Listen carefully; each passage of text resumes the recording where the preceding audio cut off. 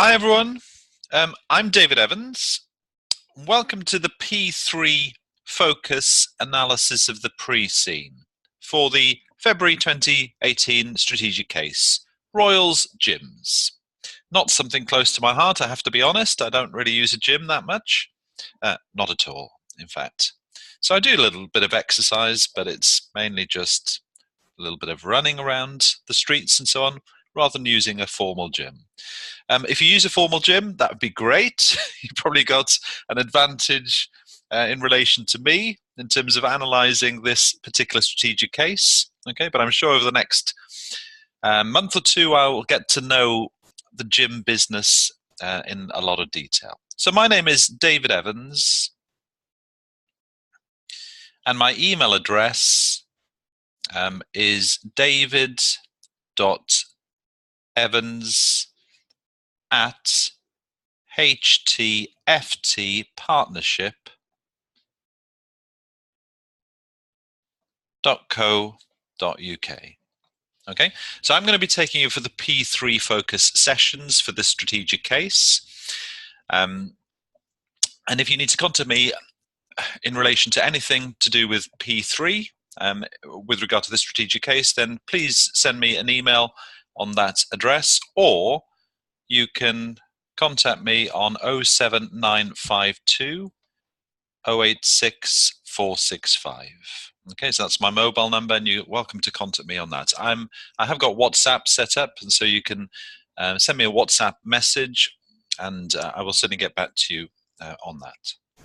Good. Now, this pre-scene is something that you need to know inside out before you sit the real exam. And we will be using it, of course, extensively during the live sessions. And there'll also be homework sets in relation to this pre-scene. Okay, you do need to go through it, to be honest, pretty much every day between now and the exam. Read it at least once a day, and you should, by the time you sit the exam, know pretty much everything within it, and not just I suppose know, but also understand the implications of everything within it. Okay. Now, this session is just a quick run through the pre-scene to pick out perhaps the most important P3 related elements from an initial view of that pre-scene. Okay, so there'll be other things that we will pick up over the next few sessions, live sessions and so on. And of course, we'll look at all of these things in a lot more detail in the live sessions. Good. So if I turn to the opening page, I suppose just having a look through this, typically of the pre-scene, you got a bit of information on the company background and then the industry. And I always think it's a good idea to try and sort these things out right at the outset. Okay, so what's part of the company, what's part of the industry, trying to distinguish these things and know where things are helps. So the company, for example, is this page 2 to begin with, and then Royals Operations is the company, Property Management is the company, bit of technology and staff and the organizational charts and the chairperson's report and risks, that's all the company, and then these appendices as well. And then you've got a couple of areas, haven't you? The industry analysis. So there's a bit of industry stuff there, okay, and also competition in the industry there. So I like to split those things out in my mind, if you like, to get to know the pre-scene very well, what's to do with the company specifically, and what's to do with the industry itself. So running through the pre-scene, I'm not going to go through everything, but just pick out, as I said, some key bits and pieces. Now, Royals Gyms, first thing that strikes me is that it's an unquoted company. Okay, I need to highlight in yellow, don't I? So it's an unquoted company. Okay, now that's got implications from both an F3 and a P3 point of view. Because if it's unquoted, then certainly from an F3 point of view, and Arthur will, I'm sure, discuss this in more detail, there's limited access to new finance. Okay, so you're going to have limited access to new finance. Okay, so unlike a company that's listed or quoted on the stock market, it's not going to be possible for this company to go for a rights issue or a new issue of shares, or issue bonds because it's unquoted. Of course, it could be in a scenario, could be a scenario could be that it's preparing for an IPO, for an initial public offering. Okay, but at the moment it's unquoted. From a pure P3 perspective, I would highlight this. There are going to be less stringent corporate governance regulations. Yeah? Because most of the corporate governance rules that you covered in P3 are to do with quoted companies, and in particular, companies that are in the top 350 companies on any stock market. Okay, so what we're going to find is here, because it's unquoted, it doesn't have to comply with all those stringent corporate governance rules. The UK Corporate Governance Code would still be best practice for a company like this. Okay, and so you still need to know the elements of the Corporate Governance Code, but it's not compulsory to, for example, have at least 50% of the board being independent non-executive directors. Okay, so that's something there to start with.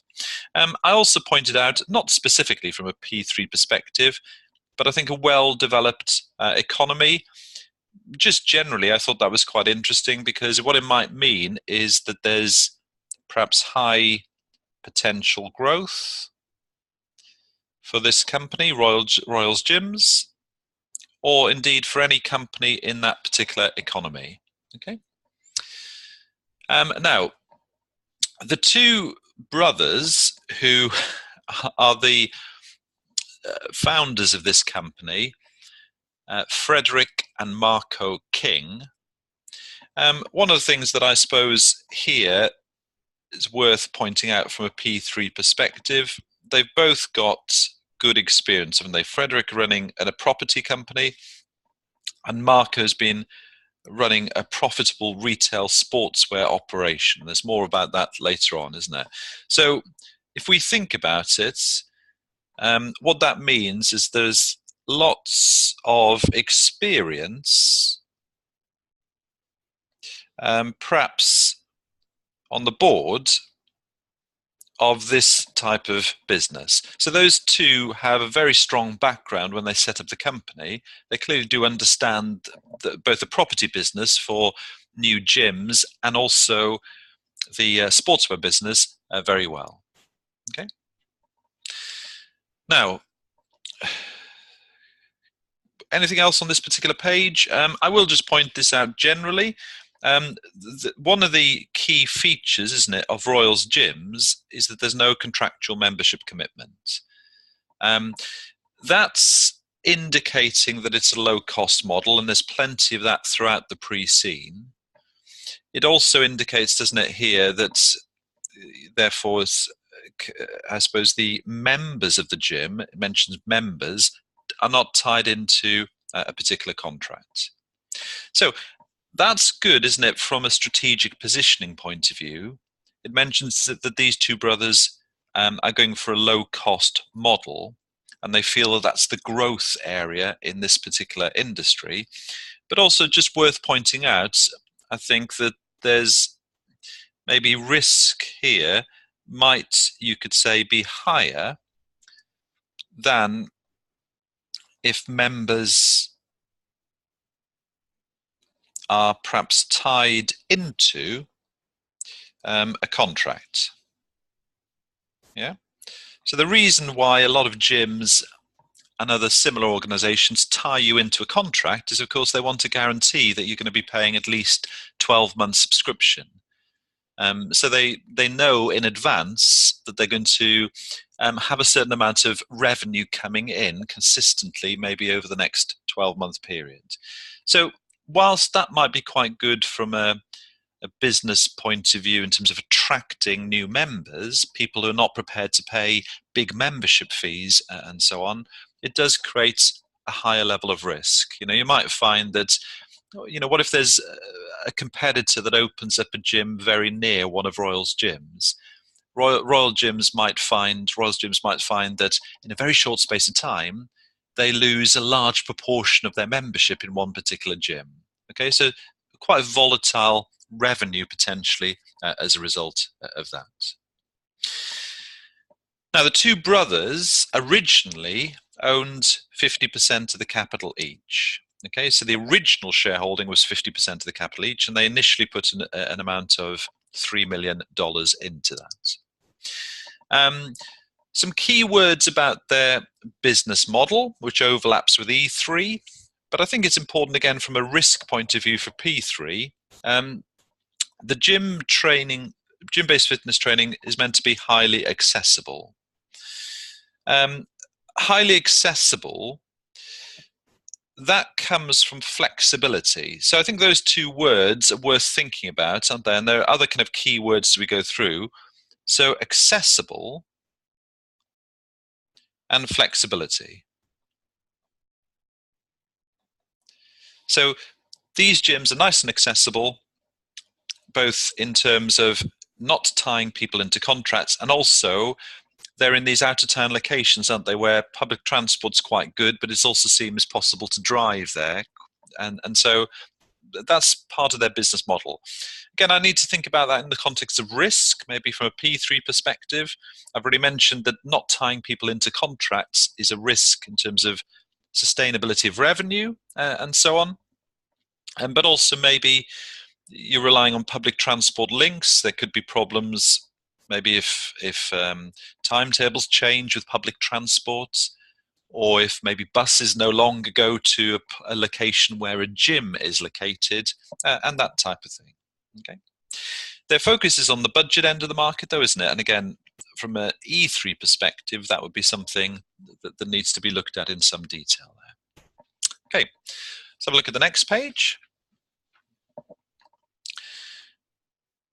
Now, the customers are members, and one of the key points that's being made here is the average number of members is shown per gym. Okay, so the average number of members overall per gym is shown.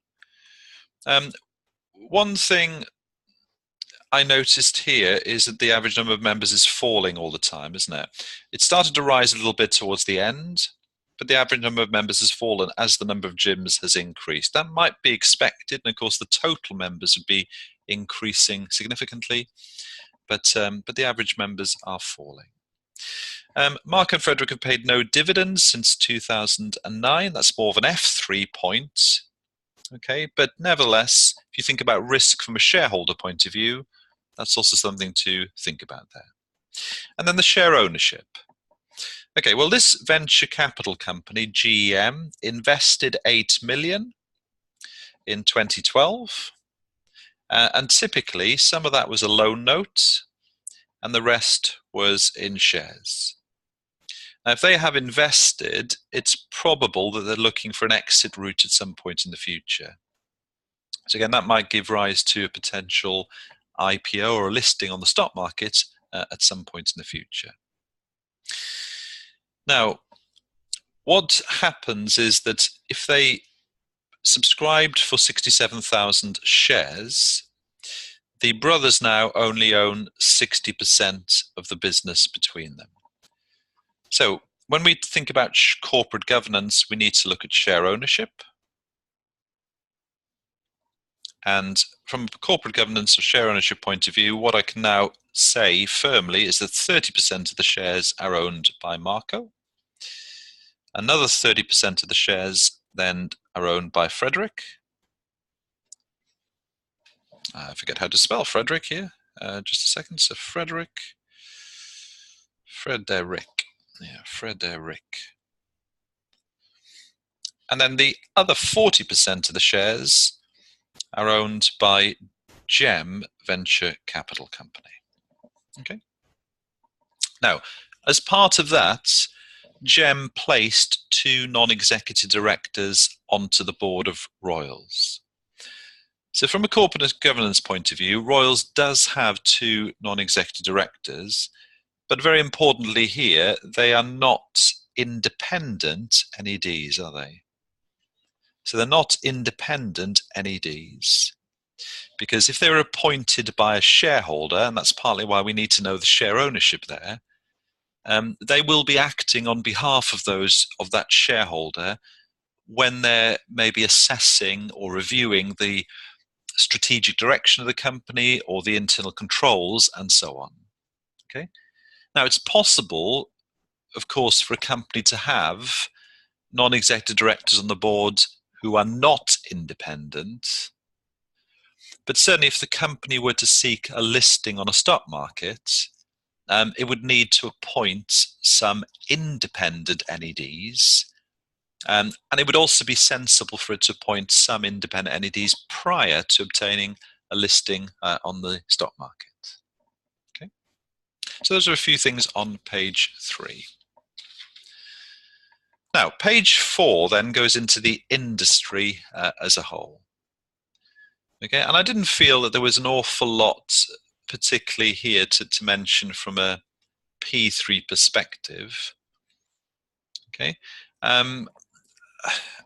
there's a lot of interesting stuff in there, but nothing massive from a P3 perspective. I didn't think it does mention, I suppose, the kind of high cost of membership here. Traditional health clubs, the way they operate, high cost of membership, and the difficulties in that type of business. And then budget gym membership arrangements are again more flexible, no fixed contracts. So a bit of repetition, I think, there. There's then a little bit of information in there about population of the percentage of the population of gym members and the traditional against the budget. Again, more of an E3, I suppose, perspective here, but the amounts of members who are joining budget gyms has increased very, very significantly there, the proportion, and also the population as gym members is going up. So when we look at the market that Royals Gym is in is certainly a growing market. Okay, so a growing market overall.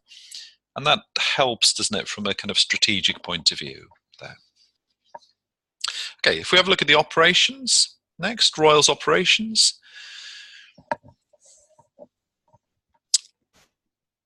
Now, a bit of detail, a bit of background detail there. Royals obtains all of its equipment on significant bulk buying discounts. So the volume of purchases it makes with Top Kit, Royals has obtained those. I thought from a P3 perspective, maybe there's an element of risk there, that they lose perhaps a supplier, or they lose the discount in the future. So they might lose the supplier or they might lose the discount in the future. Now, because Royals is operating a very low cost model, it's repeatedly mentioned in this pre-scene that it wants to keep operating costs low. So as a result of that, I think it might be quite reliant on being able to obtain these significant bulk buying discounts from Top Kit. What if, though, a competitor, one of the competitors, signed a contract with Top Kit which resulted in Top Kit only being able to supply that competitor? It might be that Royals Gyms has difficulty purchasing more equipment in the future, or maybe Top Kit finds that its products are in so much demand it doesn't need to offer the same bulk buying discount. Okay, so at the moment, because that's a big part of the business model. I think it would be difficult for Royals to be making significant profits if they were to lose that bulk buying discount. Again, not particularly P3, but I think affordability is mentioned here and flexibility. So again, these kind of key words are worth thinking about. And then we also got accessibility being emphasized again, because you can use pay-as-you-use basis, the gym, and members are not asked to commit to a long-term contract. Okay, so thinking about the whole pre-scene, just these key words, it's affordability. From a strategic point of view, it's trying to look at that. It's flexibility of contracts. So we're not tied in, and that's part of their business growth model, isn't it? And also accessibility then, which I'd mentioned earlier. Those are kind of keywords flowing through this pre-scene. Just underneath, it mentioned here that there is a target return on capital employed. So when Frederick selects properties to find for new gyms, there's a target return on capital employed. Now that makes me think about KPIs, so key performance indicators. Return on capital employed would be a financial indicator. So we've got a return on capital or an ROCE there. And KPIs overlap between E3 and P3. Okay, so in the P3 paper, we do consider KPIs as part of management control systems, but also in E3, there's an emphasis on KPI. Now, when Frederick does sign these new contracts, leases are typically for 15 years. Okay, now that interested me from a P3 perspective, because I think that means that there is some financial risk. Now there's some financial risk in that you're tied to making payments, or the Royals gyms are tied to making payments for 15 years. Now, given the kind of flexible nature of the contracts, the fact that there isn't a contract, which creates accessibility, that and locations makes it accessible for people to access this gym.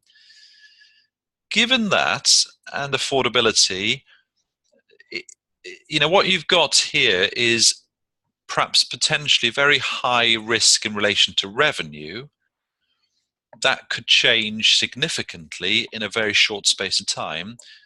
Whereas on the cost base, the business is tied into making cost payments over a significant period of time. Now, what it doesn't tell me is whether these leases are operating leases or finance leases, and that would clearly affect the risk, because if this is a 15-year lease and you're kind of tied into that lease contract without any break clause, you know, if that's typically 15 years long and it's tied in, no possibility of cancellation at short notice, there is quite a lot of risk there. You know, the business has to carry on making those payments, even if the number of people in a particular location drops significantly, maybe because of competition. I mean, if there was cancellation clauses, that would reduce that risk. So if you had a break clause after a couple of years or 3 years or something like that, that would reduce the risk. But otherwise, there's quite a lot of financial risk there. And those lease costs are going to be the same every year, presumably. Whereas, again, the revenue that would be generated could vary dramatically from month to month or year to year. Okay. So those are some of the points on that particular page. Now, the next page is competition in the Highlandia health and fitness industry. Okay, so this is the industry rather than it being Royals gyms particularly. I didn't think, again, there was a lot on this particular page from a P3 perspective. A lot of good background information, but maybe not from a P3 perspective, other than perhaps thinking generally about the risk. So there are 4 main budget gym operators in Highlandia. The main competitors, Loco is the main competitor. That's grown rapidly. So I suppose from a risk perspective, Loco runs aggressive marketing campaigns in the national and local press. So there is a risk, I suppose, isn't there, of Royals losing some market share and losing some significant customers to this main rival Loco. Okay, so that's grown rapidly and is aggressive in terms of its marketing. It interested me that Loco was listed on the Hollandia stock market. So one of the things that would mean is that Loco has access maybe to lots of new finance, perhaps that at the moment is not available to Royals gyms. So if Loco wanted to continue a very aggressive growth pattern, it could probably do so. It could issue bonds maybe, or it could issue new shares. And it might be in a position where it can significantly increase its market share at the expense of Royals. Possibly, I suppose, Loco, just thinking about that, could be a company that tries to take over Royals. Although Loco is smaller at the moment than Royals in all respects, because it is listed on the stock market, it could seek an acquisition maybe of Royals at some point. That's a possibility there, isn't it? And then Fit for All. What was interesting about Fit for All is that it's an international chain of budget gyms. Now, I was quite interested in this from a P3 perspective for a number of reasons. First of all, if it's an international chain, that means it probably gets lots of economies of scale.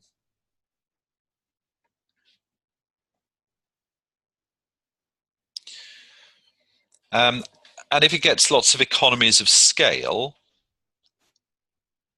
maybe because it operates the same chains throughout the world, and if it gets that economies of scale, if it generates those economies of scale, maybe it can operate with very low costs.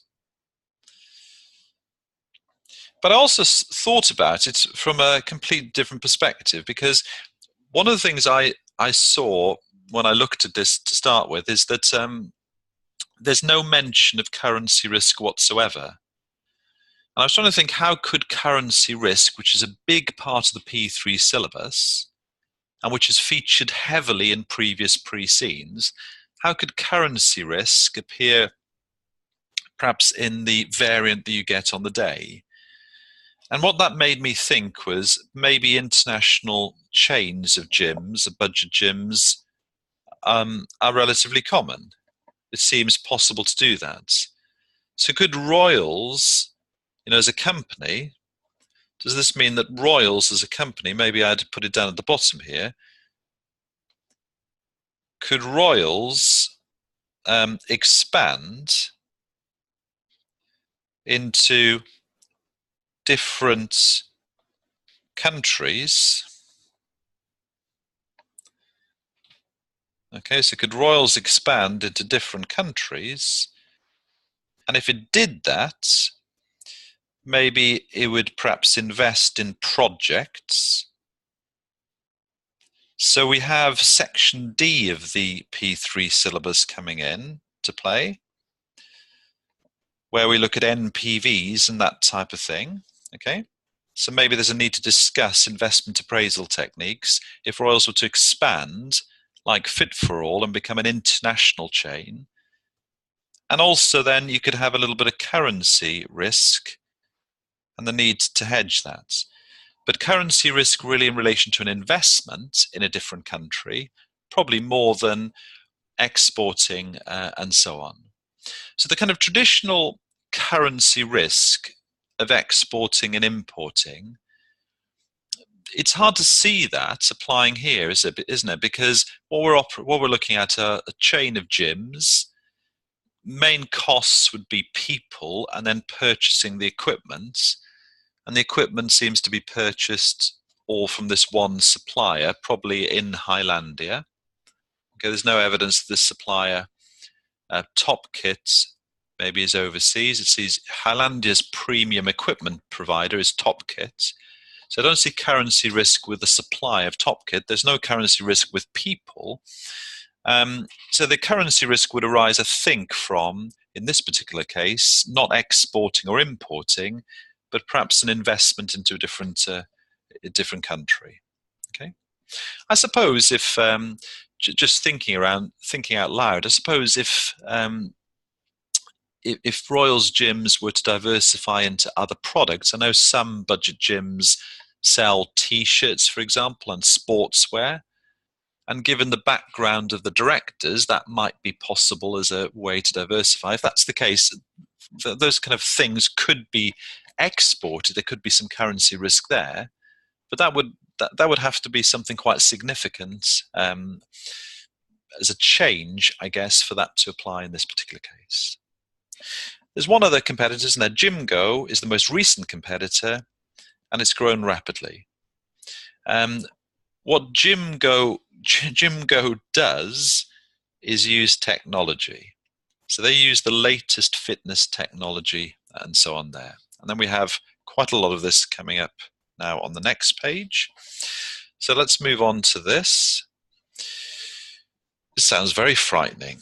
Jimgo is the first budget gym provider to develop a range of apps, I think I know what an app is, to allow its members to access exercise programs and have personal training advice. Okay, this has proved to be highly popular. Now, they use data analytics with that. Okay, now this is possibly big data then, which is in the P3 syllabus. And it does seem to have featured quite a lot in previous variants. And that's the idea, isn't it, that we use information about customers to try and gain competitive advantage. And it really mentions this specifically here, doesn't it, that this competitor, Jimgo, is able to analyze customer behavior and tailor exercise advice and programs to the individual members. So they appear to be using that quite effectively. So that big data, we could say, is an opportunity for Royals. Royals is not at the moment using that. So it's an opportunity for Royals. That's a way of perhaps it expanding its business and so on. But it's also a threat maybe to the Royals membership. In other words, the number of members that we have. Because if I was a member of Royals gyms and I liked this idea of having apps, and then Royals doesn't do this, and Royals doesn't tailor my exercise advice to my own particular needs, I might be inclined just to end my membership of the gym with Royals and join a rival like Jimgo. Okay? So it's both an opportunity and a threat. And so certainly we'll cover big data in the live sessions. Okay, I think that's something that we really do need to have a look at. So I'll be creating a trigger and task on big data, definitely.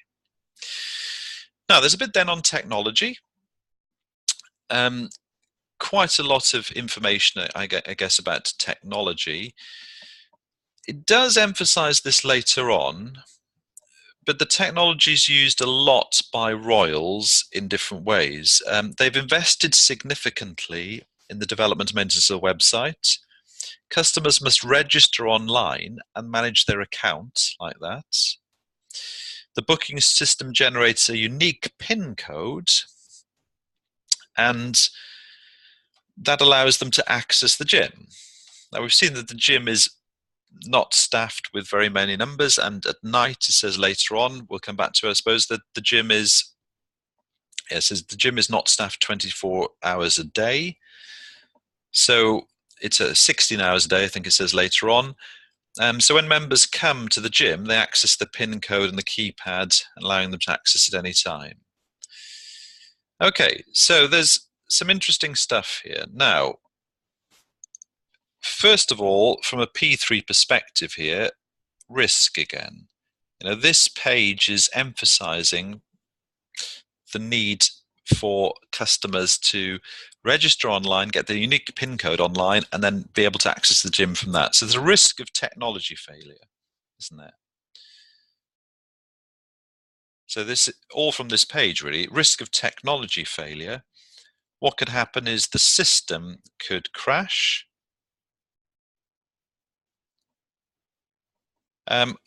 Or the other thing, there is a loss, isn't there, of potentially confidential data. So even without that being mentioned in the risk analysis later on, I think we could tell from that page that would be a risk from a P3 perspective. It would also link in with controls. I would expect to see some significant controls relating to technology failure, backup systems and that type of thing, and also to prevent unauthorized access, the significant IT controls to prevent unauthorized access, and so on. I also felt here, if gyms are not staffed 24 hours a day, we've got potential health and safety risk, haven't we? So the gyms can be used 24/7, 365, which is a bit frightening. But what if somebody uses the gym late at night and they're on their own and there isn't a member of staff? There could be a serious incident, and that could lead to injury. It could lead to maybe death if someone collapses with a heart attack on a machine or something like that. It could also mean, a couple of people could be fighting in the gym. They disagree over something. One throws water over the other, rather like football managers. And as a result of that, there's a big conflict that breaks out. It could all lead to reputation damage. And from a P3 perspective, we do look significantly at reputation for a business and whether that would be damaged or not.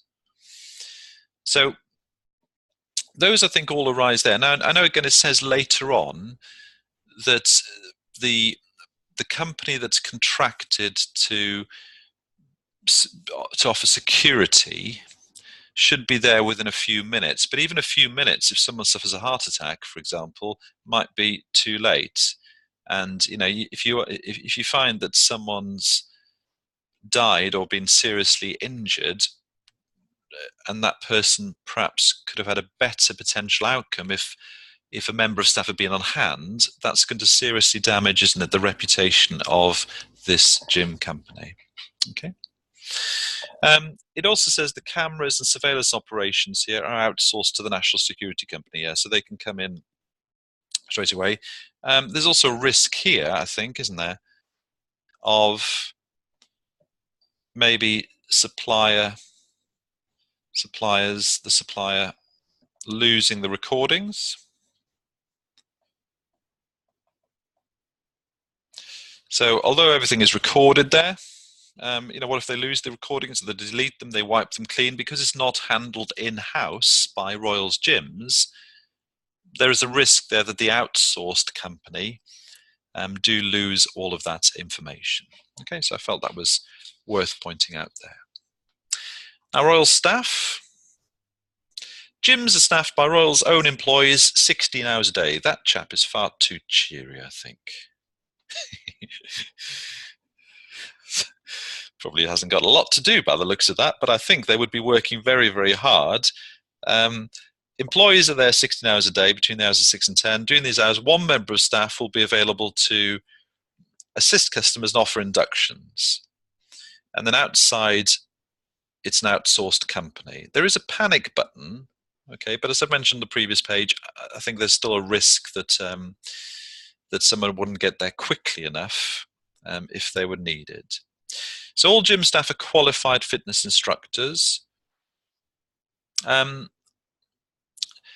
One thing I thought here worth pointing out was that new members are offered an optional induction. That's interesting, isn't it? Optional, not compulsory. Now, if it's not compulsory, I think there is perhaps a risk of legal action or litigation if someone is injured.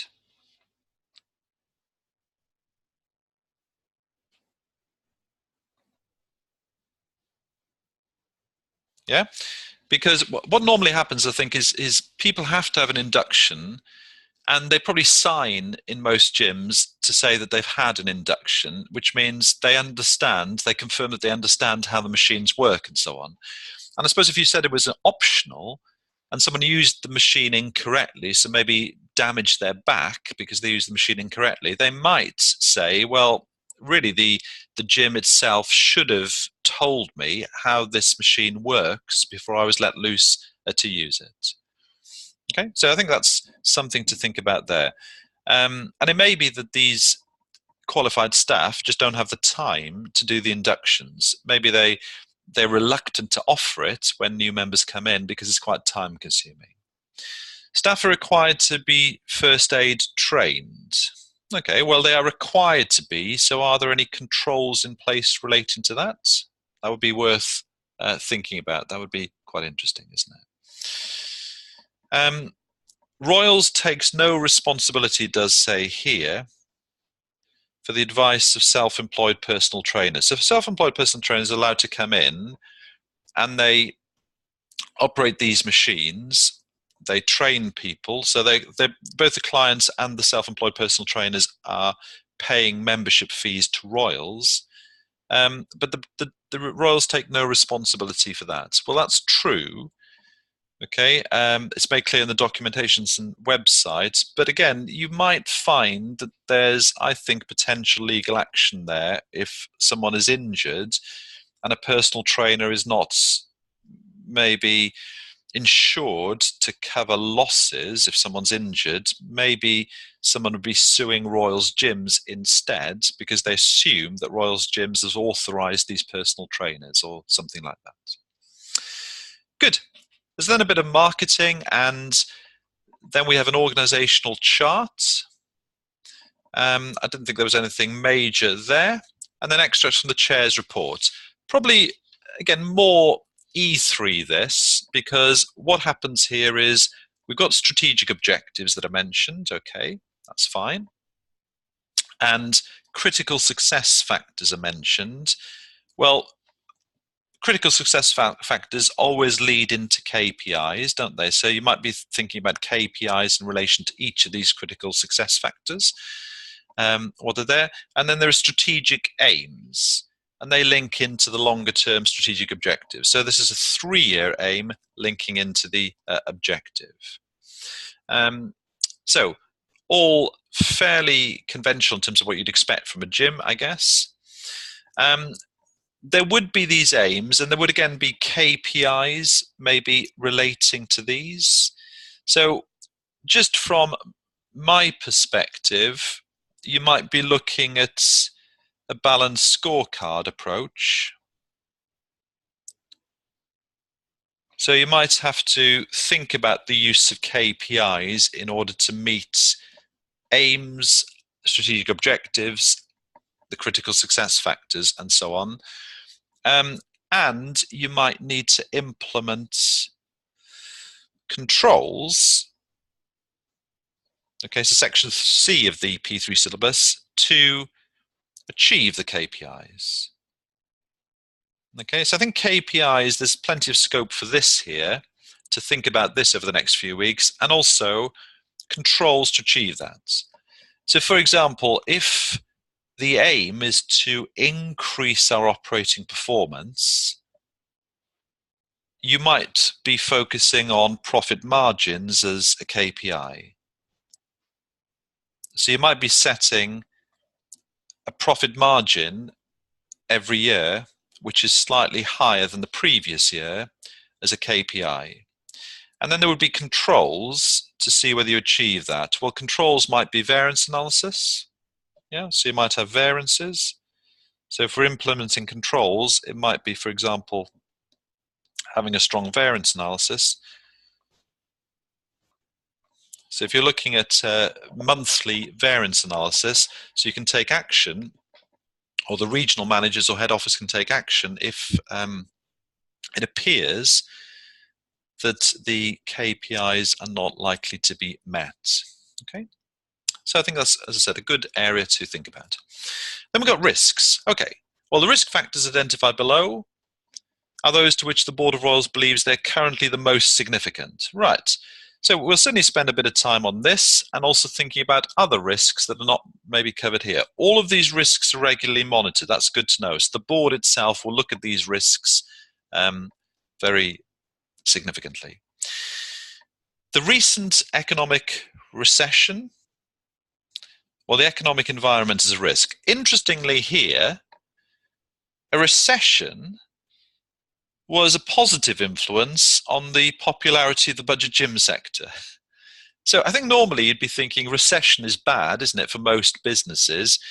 But in fact here there's a bit of, I suppose technically, it's kind of negative correlation between the gym, Royals gyms, and the economic environment. In other words, when there is a recession, perhaps a budget gym sector increases.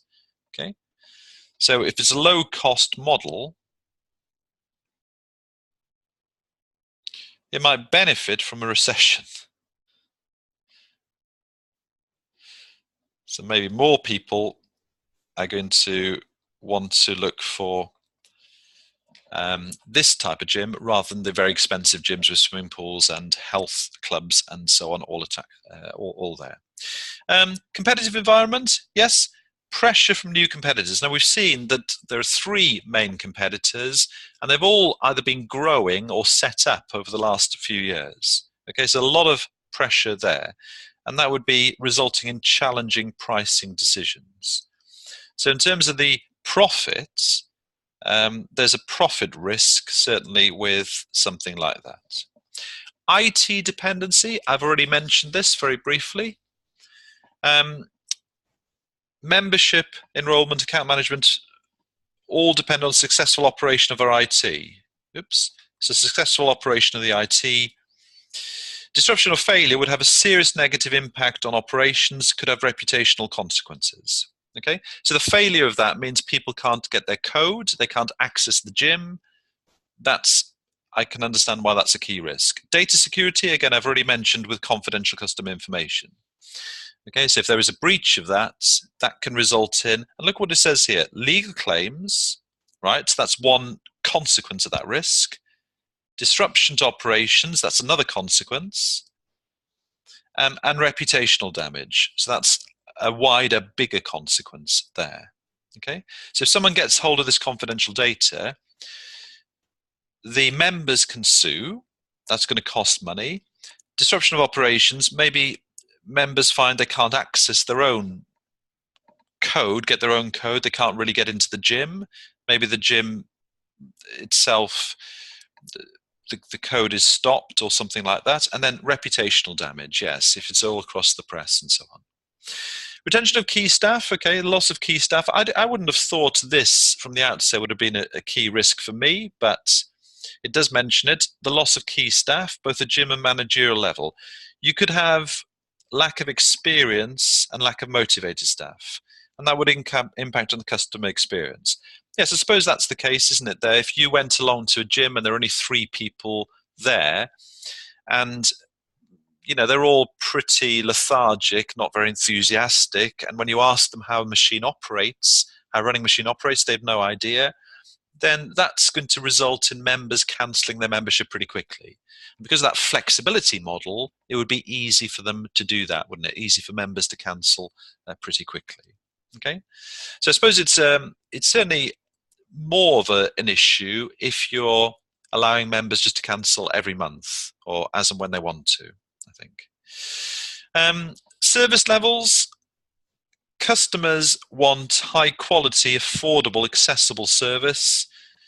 If they don't get that, then there would be a decrease in customer numbers and revenue. And also, again, it would damage Royal's reputation. Yeah, so a service industry like this, rather than manufacturing, it does depend massively on reputation, doesn't it?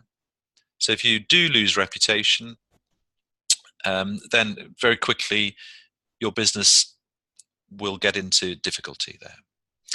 And then there was also financial risk, or health and safety, sorry. So health and safety risk, failure to provide customers with a safe environment which to exercise, accidents and injuries, which are really stressed, and that could impact on litigation.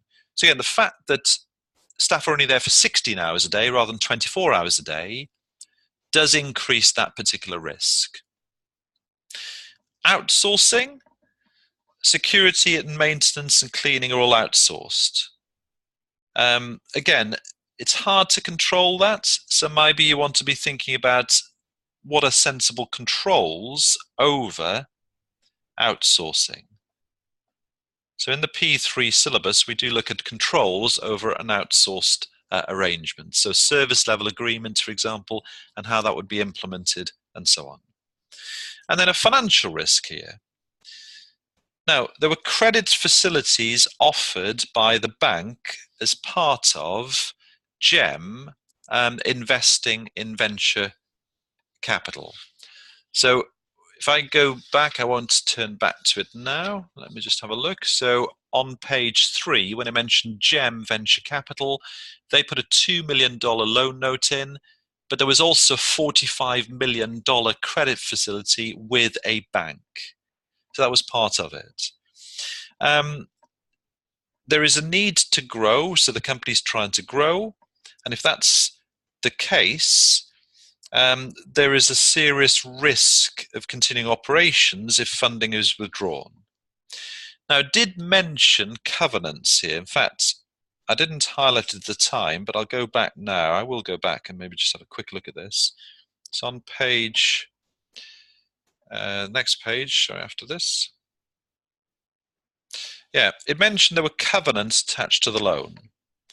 So a bank is providing a credit facility, but that's covenants. So those are conditions that must be met.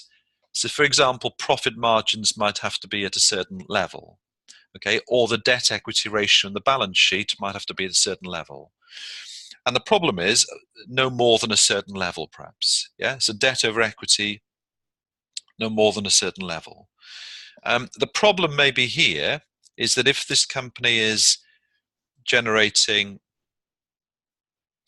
or if it generates profit levels that are lower than a covenant suggests, or it might, if it finds that its debt equity ratio is higher than a covenant suggests, or something like that, there could be a going concern issue. So withdrawal of funding could lead to serious risk of continuing operations of the business. So maybe a going concern risk as a result of that.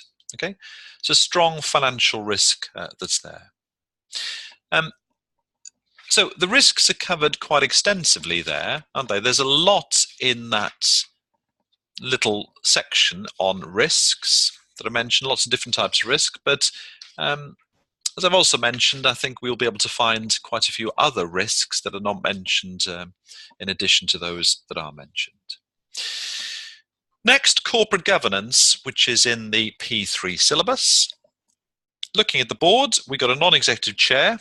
Now, my feeling looking at the board was that it's pretty well, pretty good experience across the board. A lot of good, competent people who understand the industry well. It's also relatively diverse. So I thought that was pretty good. We had 5 executive directors. So four executive directors, Marco, Frederick, Carl, and Anika. 1 chair, Eliza. Now, Eliza is going to leave or retire next year, so there'll be a need to appoint someone with experience there. And then we've also got 2 non-executive directors. I did mention earlier that those non-executive directors are appointed or have been appointed by GEM, and so they're not independent. Okay, so I'll stress that again, they are not independent NEDs.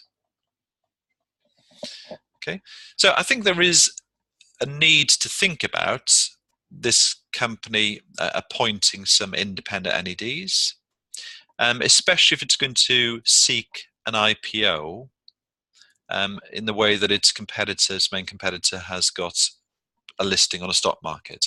So it would probably want to appoint some independent NEDs prior to a listing or an IPO. So there'd be a need to bring some new people onto that board. Okay. I suppose you could argue there's a lot of power in the hands of the family there, because Marco and Frederick own 60% of the shares between them, and they hold two very senior positions. Marco is the chief executive officer, Frederick runs operations. Okay, so maybe you could say that that's the case. However, of course, at the moment, they do own 60% of the shares, and GEM, who own 40% of the shares, do have two NEDs on the board. Okay, so nothing major there. We don't have any committees.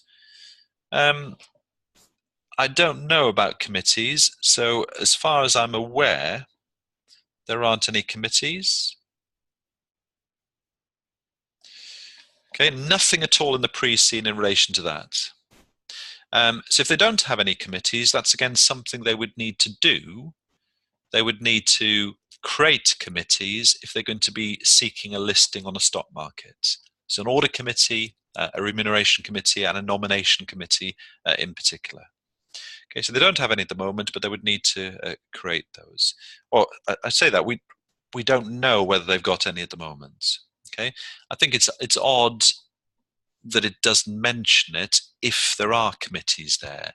You could find on the day that one of the variants suggests there are committees with these members, but I think it's reasonable to assume that there aren't any committees there at the moment. So when we look at decisions being made, it's hard to see who makes some key decisions, perhaps. So if we're looking at what can I think of? Say nomination to the board. Who does that? We don't have any independence there. It seems so it's probably just the executive officers who are making decisions about who is appointed to the board. Okay. The other thing that's missing here is any mention of the internal audit. Okay, so we don't have any mention of committees. We don't have any mention of internal audit. Now, again, there's no need for a privately owned company to have an internal audit role, although it is best practice for some kind of internal audit function to be performed. If the company lists on a stock market, there would be a need to create an internal audit department and appoint some internal auditors there. Okay, good. Next, financial statements. More F3 than P3, and I'll let Arthur really have a look at that. I will just point out here, I suppose from a P3 perspective, we have got short-term bank loans as current liabilities, and those have increased quite a lot, and then long-term bank loans as well, and those have increased quite a lot. So just in terms of risk, there is significant financial risk maybe there. Okay, so financial risk is rising. And if we think about the credit facility, which is 45 million, you know, that the bank loan can be a maximum of 45 million, and the fact that covenants are attached. So if those covenants are breached, presumably the loans can be called in at short notice. You know, that's certainly a significant risk to Royals gyms. Okay, if something goes wrong there. Royals KPIs are then mentioned. So cash flow statements, again, I won't comment on that from a P3 perspective, but Royals KPIs are then mentioned specifically. Okay, and they include the return on capital employed. We'd mentioned the property, they're looking at having a certain ROCE. So these are the forecast KPIs, and they tie in with those objectives that we saw earlier. Okay, so operating profit margin being increased, and EBITDA is mentioned, which is fairly modern. That's linking in with cash flow, so trying to maximize earnings before interest, tax and depreciation is very similar to saying we want to maximize cash flow from operations. Okay, there's then a cash flow forecast. One of the worrying things from a risk point of view is that there's an expectation that we're going to be spending more cash or forecast a negative cash outflow over the next few years. Okay, so that's something to think about there. Good. There are then some appendices which have interviews and some articles. I didn't see anything massive there from a P3 perspective, other than I just felt at the bottom of this first article, the interview with Marco King, there was a big emphasis here on the right opportunity arising, Royals will take it. The right opportunity comes along. So organic growth, but that might change. That for me signals potentially an acquisition. An acquisition is very important from an F3 point of view, but it also has P3 implications, because if it's an acquisition, could that be overseas? So could that be overseas, in which case that creates currency risk?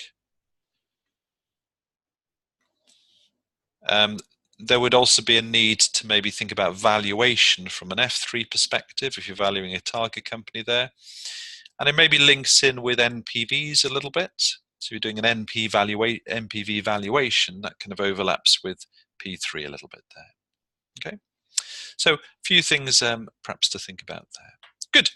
Right, so that's where I'll end the little analysis of the pre-scene. It's just really to set the scene. To think about a few things from a P3 perspective. All of those points we'll explore in more detail during the live sessions. But if there's something you think about from those points that I've made in analysing this pre-scene, please just send me a quick email, or as we do the live sessions, you can have a chat to me there, and I'll happily kind of think about that, and if you've got some good ideas, respond to that and put them up for everybody to see if they are good ideas. Good.